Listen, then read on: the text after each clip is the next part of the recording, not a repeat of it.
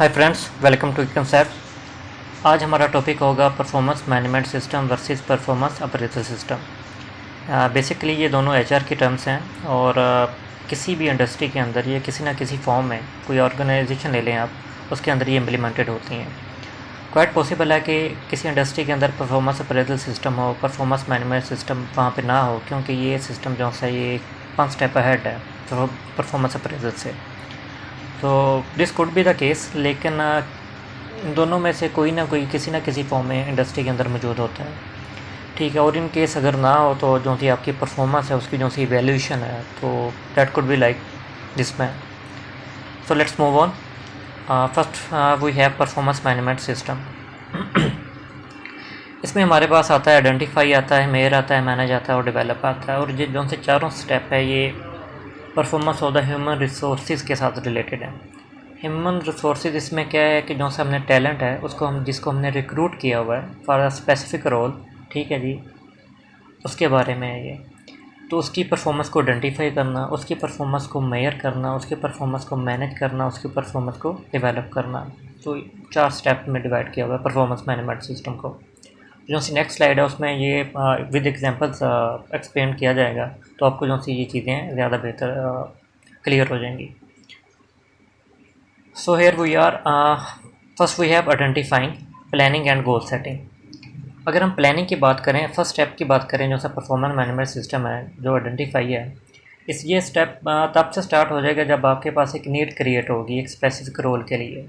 भी उस रोल के लिए आपने कोई मतलब टैलेंट रिक्रूट नहीं किया, आपने उसके लिए ऐड देनी है। आपने बल्कि ऐड देने से पहले तो आपने उसकी एक जेडी तैयार करनी है ना ऐड के लिए, जो सी होंगी कि हमें इस टैलेंट का बंदा चाहिए, रिक्वायरमेंट है। तो ये प्लानिंग तभी से स्टार्ट हो जाती है जब एक स्पेसिफिक रोल के लिए नीड क्रिएट होती है। उसके बाद आपने जॉब ऐड देना है, उसके बाद आपने इंटरव्यूज़ कंडक्ट करने हैं, हायरिंग करनी है, उसके बाद आपने उसकी ओरिएंटेशन प्लान करनी है, मे बी प्रोबेशन के अंदर आपने उसके गोल सेट करने हैं, ठीक है। ये सारे का सारा आइडेंटिफाइंग के अंदर आ जाएगा। ये सब का सब उसकी जो सब क्लास है प्लानिंग है। और देन उसमें गोल सेटिंग आपने कर देनी है कि फॉर एग्जांपल आपने केपीआई सेट कर देने हैं कि इन केपीएस के अगेंस्ट हमने इसकी परफॉर्मेंस को मेयर करना है। लेट मी टेल यू कि जो सा परफॉर्मेंस मैनेजमेंट सिस्टम है ये कंटिन्यूस मॉनिटरिंग होता है, कंटिन्यूस मेयरमेंट होता है performance of an employ.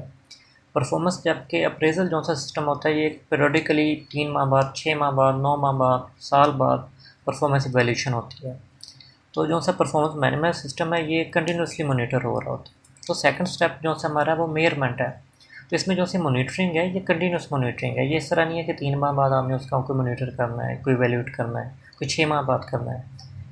Yes, इसमें परफॉर्मेंस अप्रेजल सिस्टम है, आपने 6 माह बाद भी करना है उसको, साल बाद भी आपने उसको मतलब अप्रेजल उसकी करनी है, लेकिन साथ साथ थ्रू आउट भी उसकी मॉनिटरिंग चल रही होती है। और इसके लिए जो सा रिस्पॉन्सिबल होता है डिपार्टमेंट होता है वो एचआर नहीं होता, वो उसके जो से इमीडिएट बॉसेज हैं या इमीडिएट जो से उसकी अपर मैनेजमेंट है या मैनेजर्स हैं वो उसके लिए रिस्पॉन्सिबल होते हैं, क्योंकि ट्रेन उन्होंने करना है, उसकी डेवलपमेंट कैरियर की उन्होंने करनी है, उसको monitor continuously day to day basis पे वही कर सकते हैं, टास्क उनकी तरफ से दिए जाने हैं।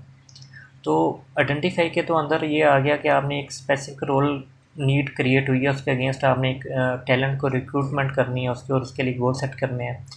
देन आपने कंटिन्यूस उसकी मेयरमेंट करनी है उसकी परफॉर्मेंस की, और एक देन एक स्पेसिफिक टाइम के बाद, टाइम पीरियड के बाद आपने उसकी परफॉर्मेंस अप्रेजल करनी है। तो देन आपके पास क्या आ जाएगा, आपके पास एक डेटा आ जाएगा, न्यूमेरिक डेटा आ जाएगा। न्यूमेरिक डेटा भी होगा और आपके पास क्वालिटेटिव डेटा भी होगा। न्यूमेरिक डेटा वो होगा जो सा परफॉर्मेंस अप्रेजल से आएगा, लाजमी बात है उसमें अगर HRIS सिस्टम है आपके अंदर, लेट से आपके पास न्यूमेरिकली एक चीज़ें आ जाती है कि ये बंदा आउट ऑफ 10 इसकी, अगर हम इसकी बात करें, इसकी सॉफ्टवेयर के अंदर स्किल की बात करें तो आउट ऑफ 10 इसके ये मार्क्स हैं, अगर हम इसके कम्युनिकेशन की बात करें तो उसके ये मार्क्स हैं out of 10।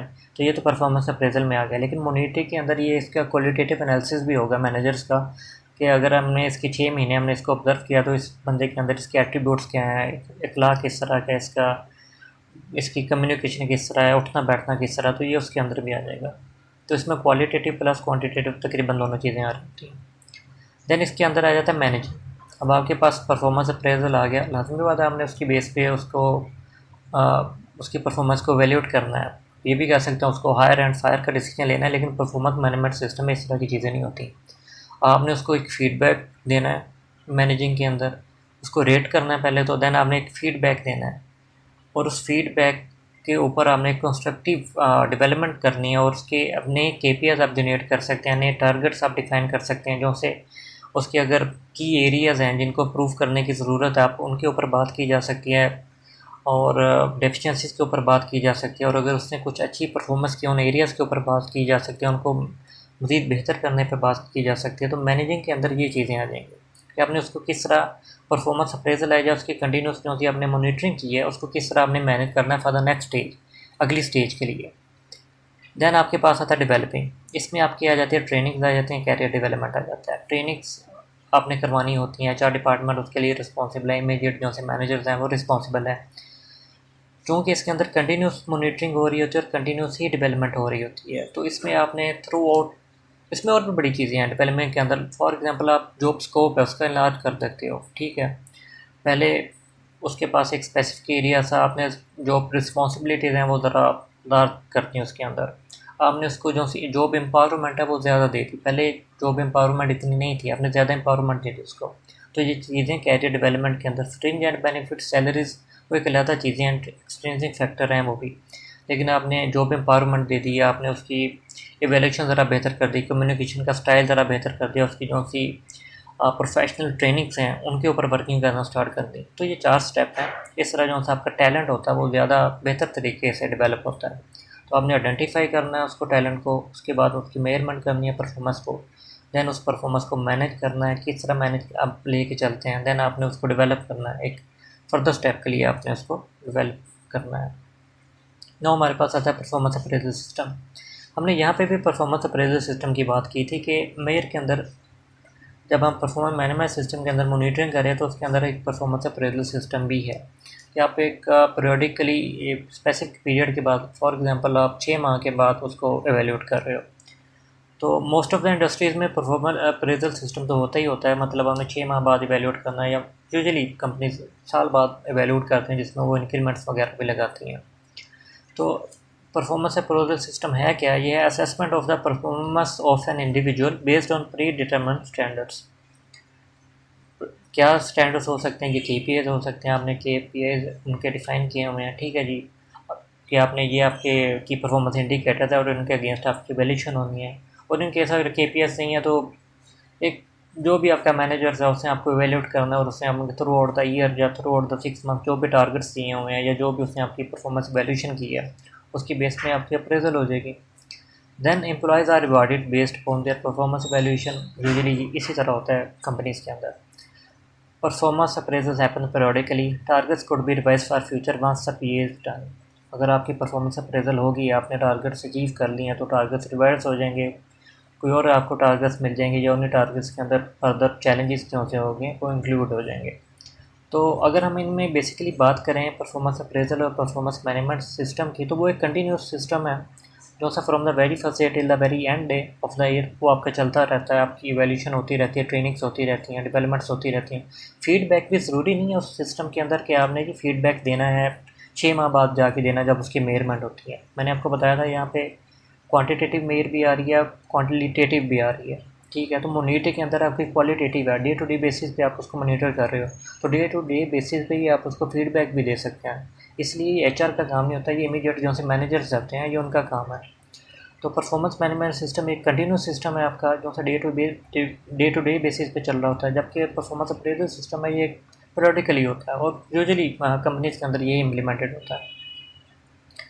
Now we have the very last slide. इसमें हमने बात की है कि परफॉर्मेंस अप्रेजल सिस्टम और परफॉर्मेंस मैनेजमेंट सिस्टम की अगर हम बात करें तो इनमें कौन सी चीज़ें हैं जो सी मतलब डिफ्रेंशिएट इनको कर रही हैं।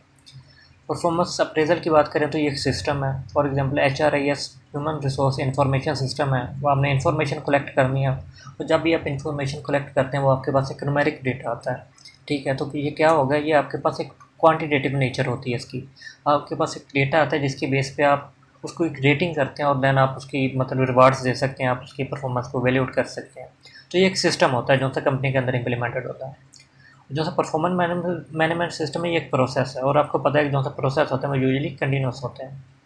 फॉर एग्जांपल जिस तरह वेपोराइजेशन है वो एक प्रोसेस है तो वो कंटिन्यूस हैपन हो रहा होता है। तो ये जो सा प्रोसेस है परफॉर्मेंस मैनेजमेंट सिस्टम, ये कंटिन्यूसली किसी भी ऑर्गेनाइजेशन के अंदर कंडक्ट किया जा रहा होता है। ये ऑपरेशनल टूल होता है परफॉर्मेंस अप्रेजल, ऑपरेशंस मैनेजर या एचआर हैं वो इनको कंडक्ट कर रहे होते हैं, जबकि ये स्ट्रेटेजिक टूल है। हमने परफॉर्मेंस मैनेजमेंट सिस्टम को इस तरह इम्प्लीमेंट करना है, अपने टैलेंट को इस तरह डेवलप करना है कि जो से कंपनी के लॉन्ग टर्म गोल्स हैं उसके लिए आपने उनको तैयार करना है। तो ये ऑपरेशनल टूल नहीं है, ये स्ट्रेटेजिक टूल है। मैं आपको पहले ही बता चुका हूँ, इसके क्वांटिटिव नेचर होती है। लास्ट बात, आप सिस्टम है, आप उससे आप डेटा ले रहे होते हैं, ठीक है जी, उस डेटा की बेस पे एवेल्यूट कर रहे होते हैं, जबकि ये आपके पास क्वालिटेटिव नेचर का होता है। तो उसके इसमें फीडबैक सिस्टम बड़ा स्ट्रॉन्ग होता है और आपकी मैनेजर्स की और जो से एम्प्लॉय होते हैं उनकी आपस में जो सी कम्युनिकेशन होती है वो बड़ी स्ट्रॉन्ग होती है। फीडबैक सिस्टम बड़ा स्ट्रॉन्ग होता है। तो डे टू डे बेसिस पे आप उनको टारगेट्स दे रहे होते हैं और उनकी वेरीमेंट भी हो रही होती है और उनको इवेल्यूट भी किया जा रहा होता है और उनके ऊपर उनको फीडबैक भी दिया जा रहा होता है। ऑपरेट्स पीरियडिकली, किसी वक्फे के बाद, एक स्पेसिफिक पीरियड के बाद इसको कनेक्ट किया जाता है। ऑपरेट्स कंटिन्यूसली, इस इनफ्लेक्सिबल, इसमें कोई चेंज आने की ऑप्शन नहीं होती। लाजमी होता है आपके पास एक न्यूमेरिक डेटा है, ठीक है, आप उसमें चेंज नहीं ला सकते, जो सा आपने इवैल्यूएट कर लिया। ये किसी हद तक फ्लेक्सिबल होता है। लाजमी बात है, आपने डे टू डे बेसिस पे आप उसको कंडक्ट कर रहे हैं, उसमें जिस टाइम चीज़ें चेंज भी होना है, ठीक है, उसमें इम्प्रूवमेंट भी आनी है, उसमें डेफिशिएंसीज है उनको क्लियर भी करना है आपने। परफॉर्मेंस अप्रेजल की बात करें तो ये पास्ट ओरिएंटेड है।